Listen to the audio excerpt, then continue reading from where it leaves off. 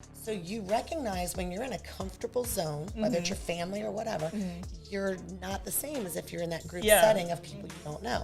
So if you tie yourself to one person for the first time, and that will grow, and then all of a sudden you know one person in that room. The next time you know three. The next time you know seven, and now you've gotten that. Because I went from fire protection over to providing services to the units. Right. And when I switch, I assume that I they have follow all you. these people that are going to follow me. No, they say, listen, I have other people that I do like as well, and they are doing fantastic. So sometimes you have the relationship with the person, but not on the business side.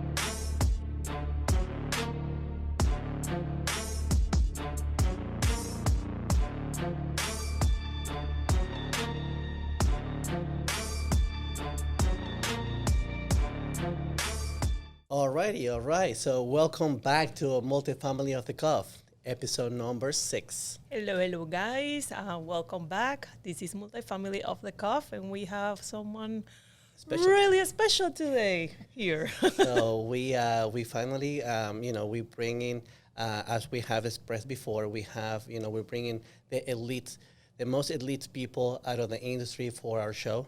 And today we have one of the baddest, the person that I've met before that I admire a lot, and Kara. Kara is here with us today.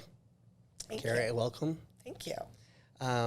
Kara, thank you for joining us, and I know I briefly spoke to you about what our intention for this podcast is, and I'm super happy to have you be the first person that represent the vendor side, and I want you to share with our audience a little bit of your background and what you've done, and why that makes you so special. No.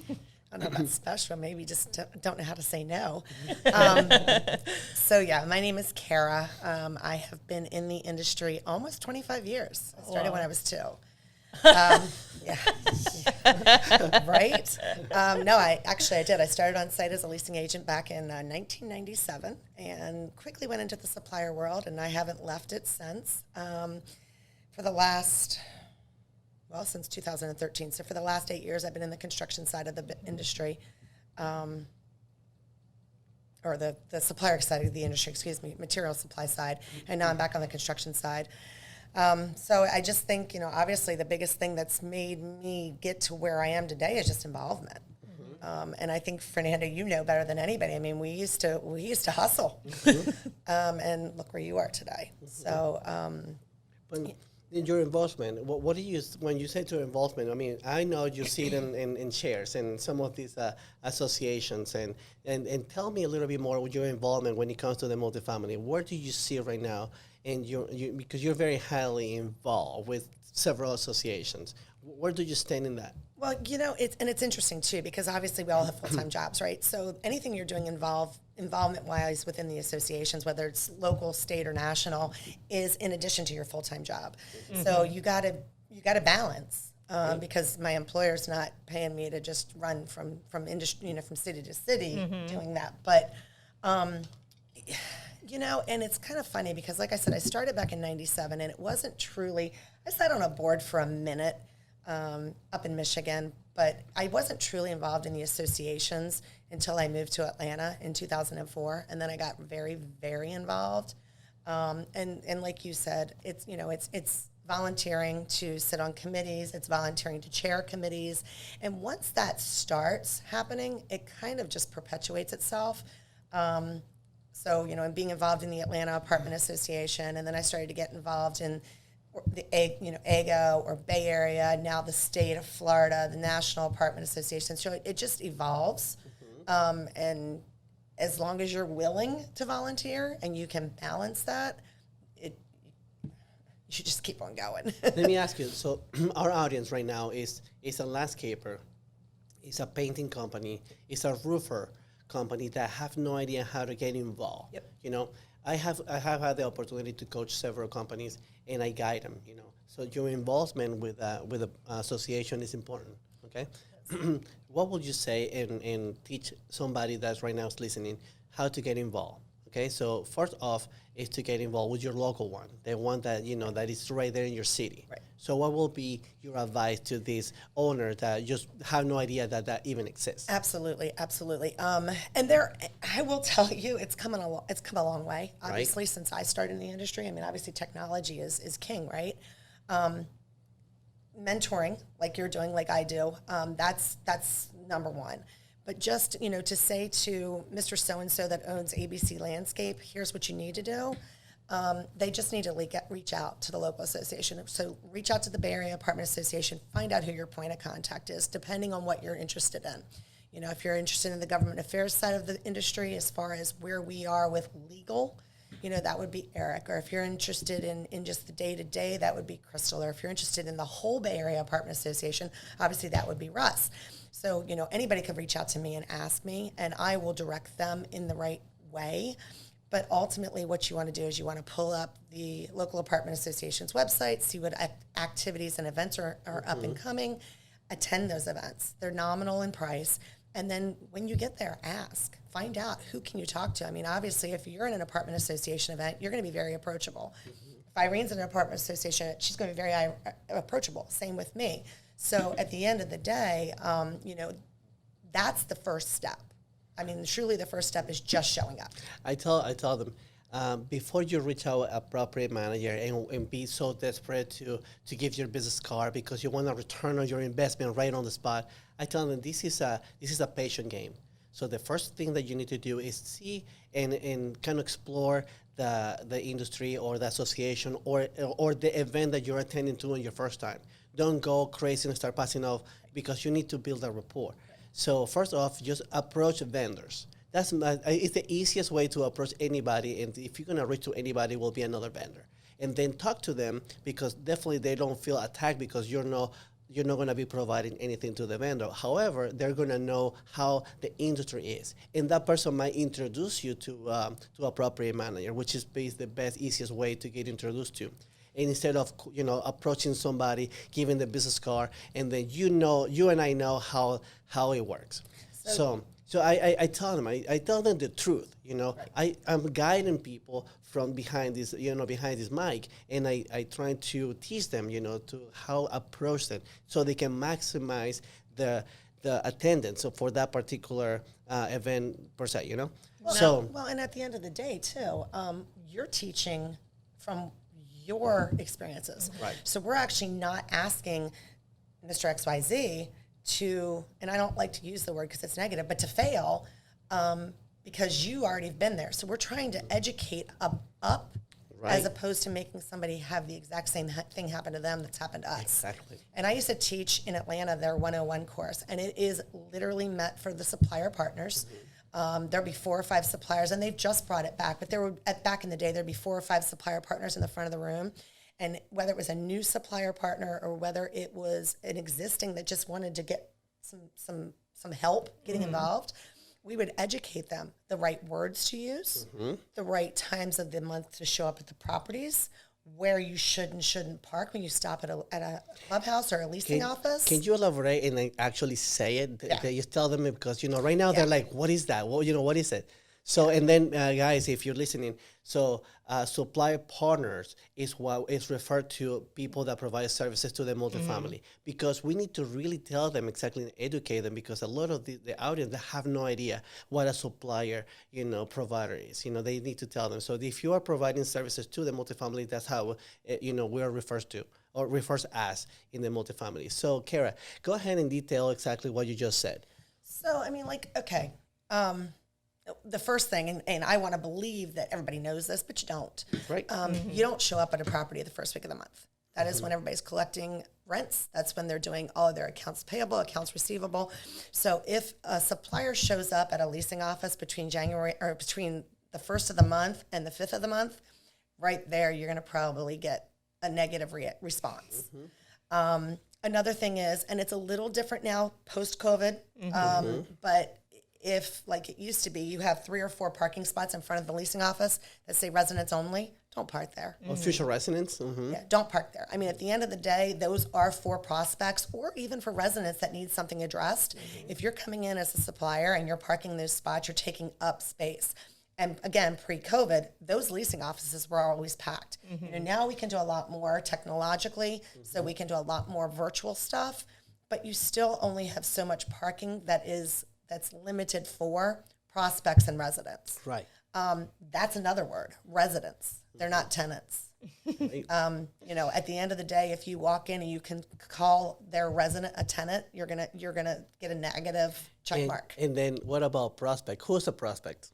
Prospects are hopefully your potential new homeowners, right? And again, new homeowners, not tenants. Another one, and you and I are going to actually probably agree on this, is unit. You're not supposed to say unit. Homes. But homes, residents, but being in more of a construction world, most of our clients say unit. Like, I have unit 201, can you go clean it, please? Right. So that's a little bit more on that cusp. But those are some of the big things. But I will tell you, in what you just said, Fernando, if you've got somebody that their mindset is to walk into an apartment industry event and just play the dealer with their business cards, those business cards, 9 times out of 10 are going right in the trash can. Right in the trash can. It is all about relationships. It's all about building relationships. And you brought up another really good thing, which is your supplier partners, right? Some of the best introductions and the best decisions I've ever made were partnering up with other suppliers, like we did. We did. To create a buzz. I do a lot with a couple of partners here in the Bay Area as well as Orlando that we do something every 30 to 45 days, and it's the same group. And at the end of the day, we're not loyal to each other to the point that we can't talk to their competing companies, but we will always try not to be co-engaged, just because loyalty. Yeah, we want to work together, So at the end of the day, if, I've got this particular landscaping company that's partnering with me at every single event, and another landscape company comes up to me and says, hey, can you give me leads? We've got to be, and again, there's plenty of business to go around, but we got to at some point be true to ourselves, just like we want our clients to be true to us. This is a partnership, and that's why you'll recognize quickly as you get into relationships with owner management companies. Some are just going to want numbers every single time, and some are going to give you every opportunity and every job. Which partner would you rather have? The one that you're spinning wheels and practicing estimating, or the one that's actually giving you work? Right. So, Kiara, you and I remember, when I put together Hustle and Play. Hustle and Play. We did a lot. We took it to a whole different level. We were the talk of different association. We pushed the limits. We did. Okay. I haven't seen that being done anywhere else yet. But I know that we pushed the bar. And I remember that our idea was to bring value to our clients with the fantastic events. So when somebody wants to provide services, and you say just create a report, you need to invest time. A lot of people want to see the return on investment right on the spot because they just sign up. And then, a month in, they're like, this is not giving me anything. I'm passing out all my cards. I'm part of the association, and I haven't gotten any jobs yet.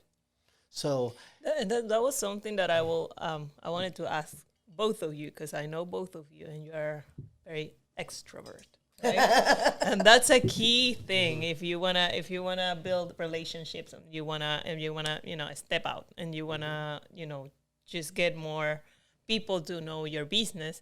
You have to be out there showing yourself.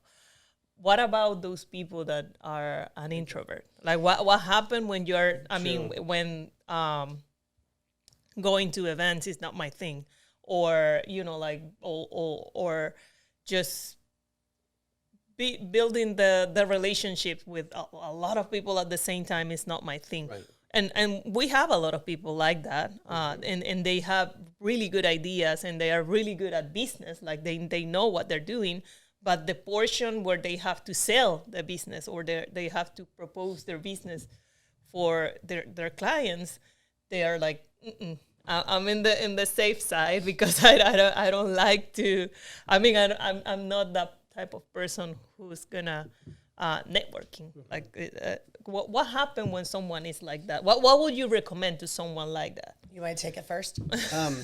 Go ahead. So it's a very, very, very good question.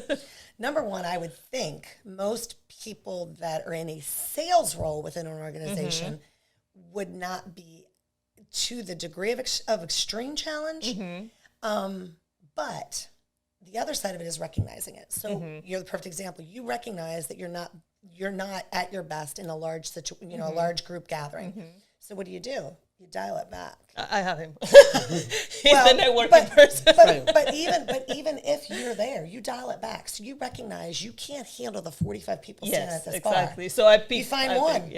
And you dial it back and you find that one. And you spend a little time getting to know that one person, and that'll grow. Again, I just think that being out there and being seen is key. Like, and again, if it's not your being to be like, hey, I'm here. You don't have to be like the party. You don't have to. Wild, crazy. But let me and Irene, that's a really good question.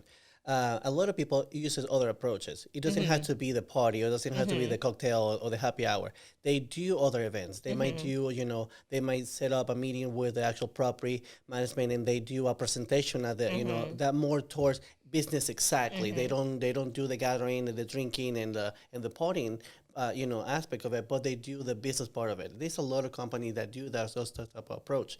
They make the meeting with, they set up a meeting with the property manager at their office, and they go with the presentation, and that's what they do. And when she said like the involvement, like you can still be involved with the association, and you don't have to, get together with all the people. Correct. Like you might offer your to time. volunteer to do X amount of things that don't require you to be, exposed to the party scene.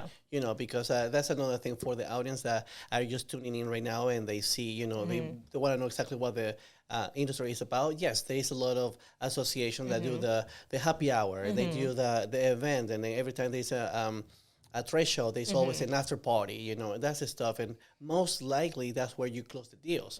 This is where you make the connections. Not so much at the trade show, but what you do after. And you and I knows exactly what we're talking about. So we're very social. It's a very social. Yeah, it is. And that's company. That's the reason I asked the question, because I know some people are not like that. I mean, but they might want to get involved in the industry. So I just wanted to ask you guys, because you have seen like a lot of different personalities when you're out there. So maybe someone that you have seen that is not, this person is not like the most extrovert, but it's still there. So I've got a similar situation right now. I mean, I wouldn't say by any means that this person's an introvert, but they're definitely not Fernando and Kara. They're great at forming relationships, but they're not comfortable in walking up to a scene of no one that they know. Yeah, I talk about, from my own experience. I don't like to be I don't like to be, like they are like, and having the spotlight on me. I hate that. I'm not, and I always say that I'm an introvert, and my family laugh at me because I'm not an introvert with my family. Like I'm comfortable with them, and I'm very out loud and everything, but when I have to go, and he knows that, when I have to go out there and there are a lot of people, I'm like, I pick back you, out. And I'm gonna talk to you. But that's what you do, And so and you made the argument of arguments, which is, so you recognize when you're in a comfortable zone, whether it's your family or whatever, you're not the same as if you're in that group setting of people you don't know. So if you tie yourself to one person for the first time. And that will grow. And then all of a sudden, one person in that room. The next time you know 3. The next time you know 7. And now you've gotten that. And, I mean, Fernanda, you'll tell me what you think, but you don't need 27 people in that room to know you. You only need a couple. The couple that are going to give back. The couple that are 110% into partnering with you. Yep. At the end of the day, that's kind of where it goes. It's just finding, and that's why I said earlier, it's the joke that I have that I don't need practice estimating. I know how to estimate. Like, I don't need that practice. And if you're just wanting to give me more practice, please don't, So I think that just tying yourself back to whether it's a mentor or whether it's just someone that's involved in the industry, I think that that's really where you get started and you perpetuate. And better than that, even if you're an extrovert, stand back and watch. Don't go in like a bull in the china closet. Stand back and observe what's going on, because what you think's going to work may not still work. Right. Yep. So. Perfect. And then, and one of the things that I shown also is, so in this podcast is to be real, to be realistic. Okay, this is by no means I don't owe anything to the multifamily. I don't owe anything to the supplier side. We're being realistic. You know, I have 17 years of experience in the industry. You have 25, so there's a lot of experience right here, and I've seen it. We've seen it all, right? So loyalty, when it comes to loyalty, we can take out regional, we can spend so much money. And if the loyalty with them is with someone else, you're not gonna get through that. You know, you have to wait until they really messed up for that loyalty to end. But sometimes it's just impossible. So you need to actually pay attention to where to put your effort and your money and your funds, because if you're running a business, and we'll talk about business. You're going into this to create a relationship, because at the end of the day, you need to meet quotas, you need to sell something. You cannot just be hanging out from friendship. I mean, we have created friendships with people that they don't even do business with us, right? But they're just great people, and we have great relationship and friends. But you know, if you're getting into it, you need to understand that, okay, that you need to close deals. So loyalty is important. So what's important? Because right now we just interview a property manager. And she said, that if she's really good with a vendor, a service provider, she's not gonna leave it. You know, now they will accept someone else to propose, and they will hold it in case something were to happen, or to have a backup. However, they're loyal to the people. But we know when we run into situation that loyalty is not there, and it's about numbers.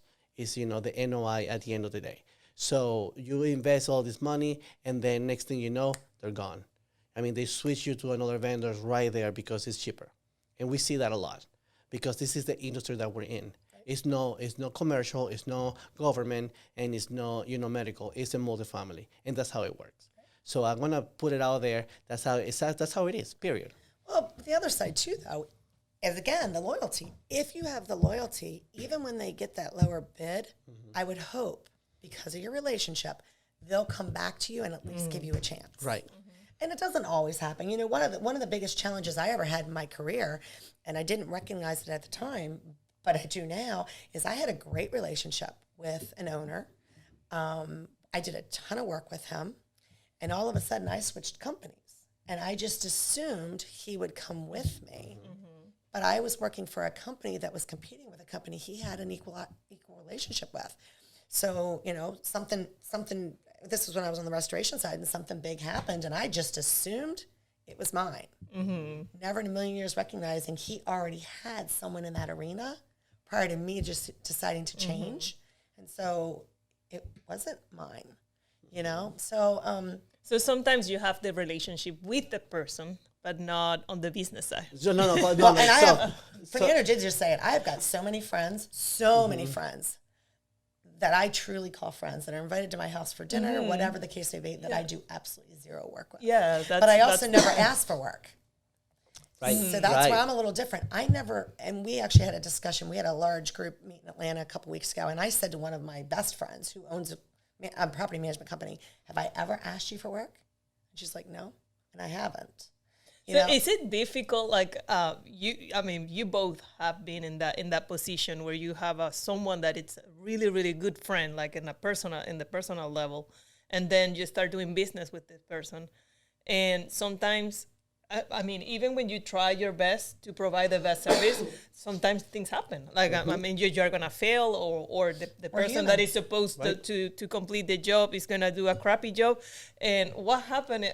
What's the worst thing that has happened, like in those instances when you kind of fail to your friend and the business? So I've got a scenario right now. It actually just happened over the course of the last 12 months that this gentleman is like a second dad to me. I mean, we've been that close for that many years. And we failed. And we failed from an operations standpoint where we just didn't perform at the speed that we should have performed. And it got drug out and drug out and drug out to the point where I'm pretty sure I'll never do business with him again. But I will make sure that I'll never lose his friendship. Okay. I respect the fact that we didn't do what we should have done.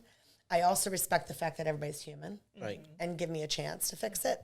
But at the end of the day, in my personal opinion, that friendship is more important than me burning a friendship over business. You have to be accountable, right? Like if you make the mistake on your side, so just Accountability. recognize that. Yeah, like just say, well, it was my fault. So And that's that's something that for the audience that are listening and they're from the supplier side, that to understand that, okay, that's gonna happen, okay, and it's no guarantee. So if you are into the roofing and you have a great relationship with this person and you're in the roofing, and then all of a sudden you went into restoration, that person already has someone else for the restoration. They like you as a person and they like you for the roof. But just because you moved to the other side doesn't mean they're going to use you. And I went through that because I went from fire protection over to providing services to the units. Right. And when I switched, I assume Yep, that I they have follow all you. these people that are going to follow me. No, they said, listen, I have other people that I do like as well. And they are doing Yeah. fantastic. Right. yeah. But thank you. And I will keep you in mind if something were to happen, but it wasn't guaranteed. Right. I assume. Me too. But is that the reality? So I can tell you right now that 70% of our clients are not people that I know from before. They're new people. And then the 30% remaining is that people that they actually follow me. Okay? So, but that's normal. that's so I true. want people to know that that's normal and that's going to happen. So not for them to be naive. But that other 70% that you used to do business with, you never know when they'll come back. Because at the end of the day, and that if there's one takeaway from all of this, don't ever burn a bridge. Right. Don't ever look at that leasing agent and say, oh, she's just a leasing agent, or he's just a leasing agent. Because that leasing agent's next month's regional or property manager or vice president or whatever. So that would be my thing is, even if you're not getting business from somebody today, if you've got that relationship, make sure that you nourish it and take care of it, because you never know when that is going to come back. Kara, every person that we interview have mentioned about relationships. And I know that you and I have built that. Now, in the last 2 years, we've been doing a lot of business without doing that. So we're trying to prove that there's a most important number out there that is at the end, that's the end result. Like you and I, we had a relationship with people and we didn't perform and we got fired. So because at the end of the day, they're running a business that requires the company providing service to be spot on. Right. And if you don't, it doesn't matter the relationship, you still get fired. So I've seen that. So a lot of our businesses are coming from social media. We put a lot of effort on social media. You do a lot of, yes. And we get a lot of leads and a lot of stuff without them even knowing us. They just need our services. And they seen, what we do, and just by their perception of what we put out there, we get the business. So there are other ways to make business as well. And that's icing on the cake too. Yes. The ones that just cold call, or seeing you on social media, whatever the case may be, see you in the apartment association directory, whatever that case may be. That's icing on the cake. So you're doing all this work to nurture and nourish relationships, and that hopefully will give you return, right? Give you your ROI. But then when you get those just randoms that also end up becoming those loyals, that's icing on the cake. But I feel like the approach when you say that, like you do social media, for instance, right now to get your the majority of the clients. But you already spend your time knowing the business. I did pay my knowing dues. the industry. And that's the thing. Like don't to the people that are listening, just don't assume that, social media is the thing now, and you try to get into the industry just right there.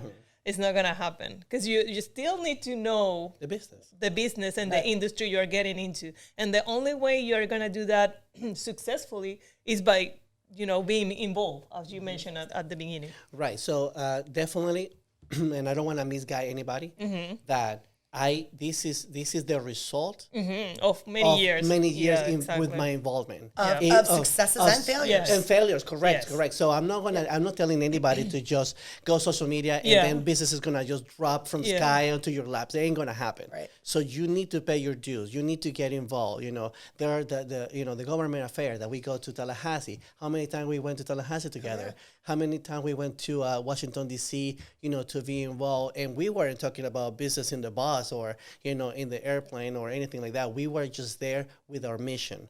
We were there with a purpose. We were there to help. So at that point, we were there trying to get business. However, at the back, we're investing time into creating, relationship and making sure we put the effort into caring for the industry as a whole, because that's another thing. You cannot just pretend to care. You need to really truly care, because they don't know. They know, but if this podcast right here, we don't monetize out of this. We don't do anything. I mean, we just feel the need to bring the gap. So to educate people, because I have coached so many, I said, well, instead of me coaching individual people, how about we create Open a up podcast and then just put it out there for everyone to know. So bringing people, that are the most elite, from the industry, so they can bring real information, the most, raw, so they know and learn from it. Instead of, me trying to monetize out of it, I just trying to help. So because why? We care about the industry. We went above and beyond, the name, the logo, the podcast, making sure we have the right people coming into the show to bring the important information. So, Kara, I want to ask you another question. And can you tell us what difficult challenges you have experienced working in the industry? Well, I think the first thing, and you just hit on it, is, again, they're my friends. I've never asked them for business. I'm honored and proud when I get to take care of my friends as clients. And so when we don't perform up to the client standards, I take it personally. And at the end of the day, there's only so much I can control on that because I still got to lean back on my operations teams, So I would say that's probably one of the most challenging. And just being told no. I mean, does anybody want to be told no? So you've got to understand and learn that you're not going to. Many, many, many years ago, there's a gentleman in Atlanta that he and I were very, very good friends. We were competitors, and we do lunch every week together. And he used to say, you know what, Kara, it's not about hitting home runs every time. You got to hit some singles and doubles along the way. And I will never forget that piece of advice because we're always shooting for that, whether it's $100,000 contract for something or $1 million contract. To everybody, it's relative, right?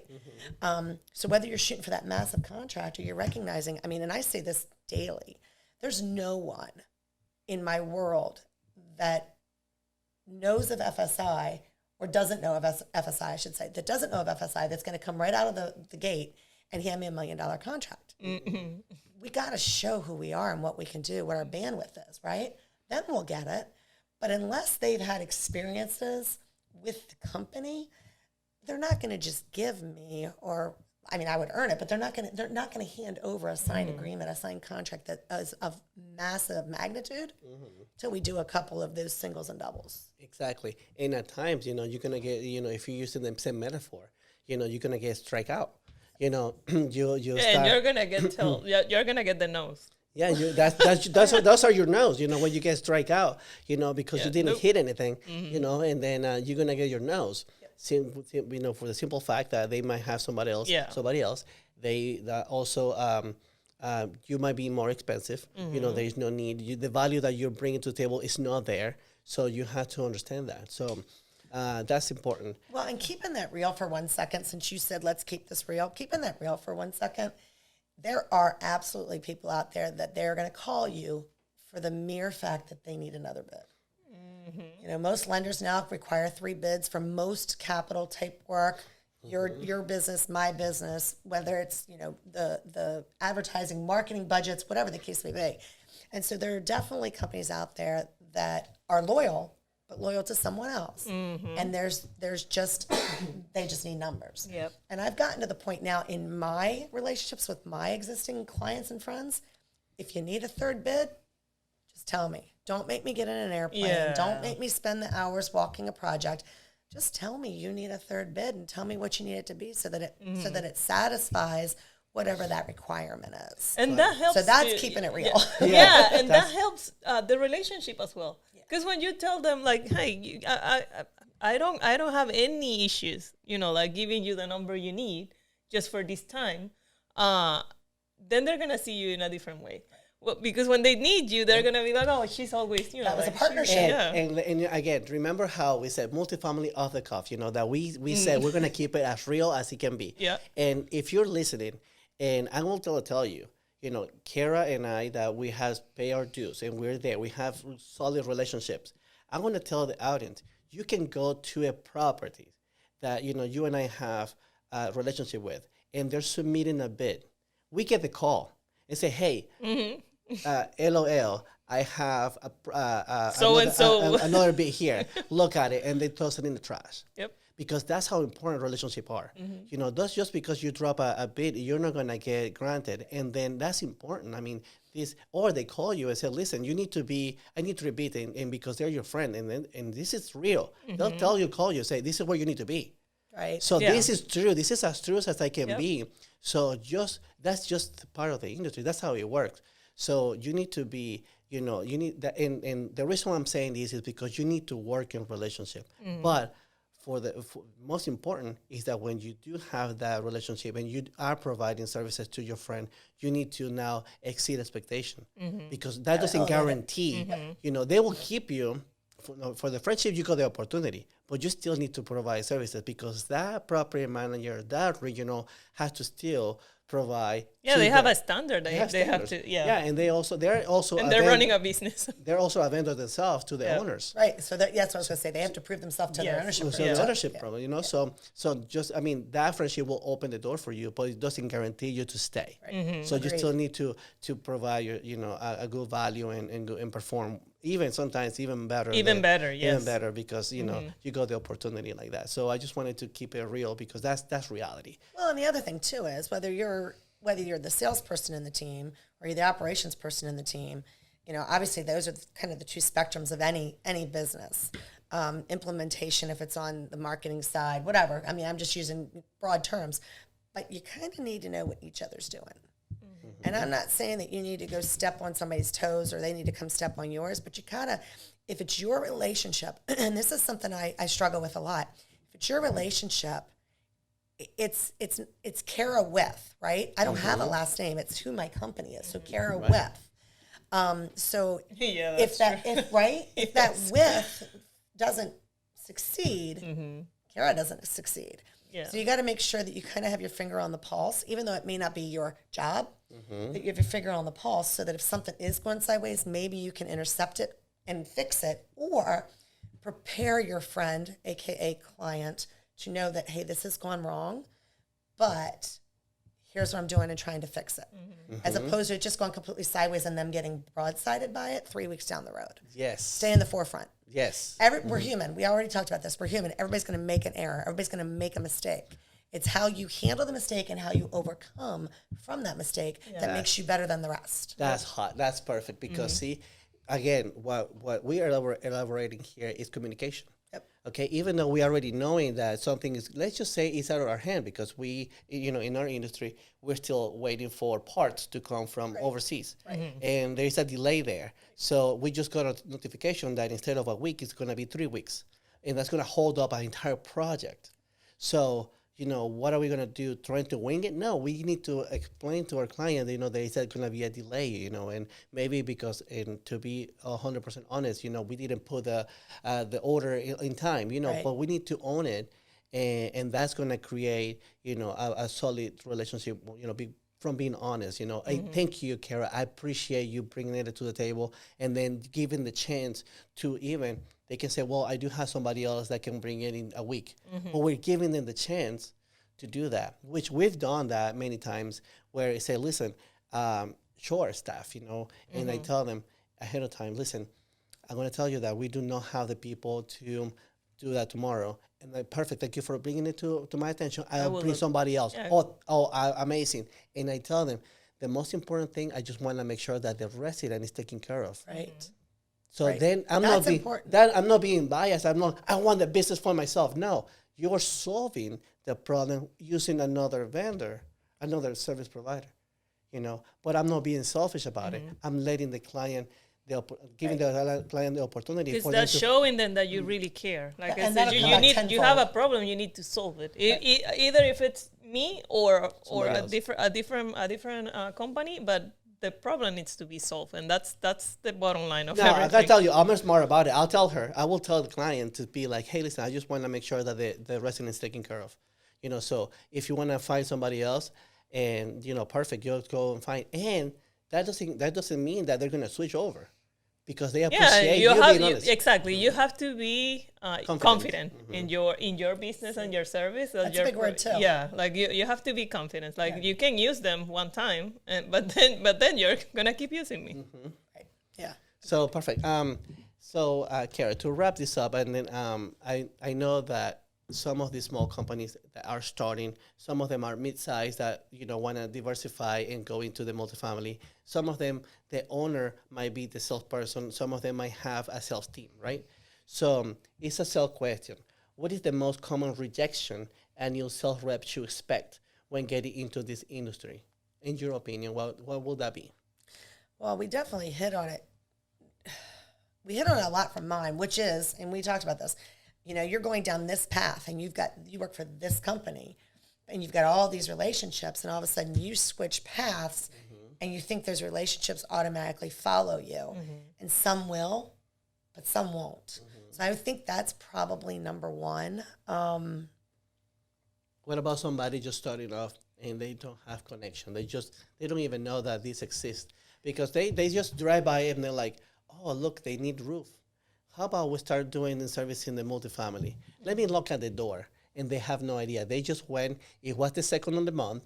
They park right there in front of the in front of future residents. They request and require to speak to the manager or whoever make the decision.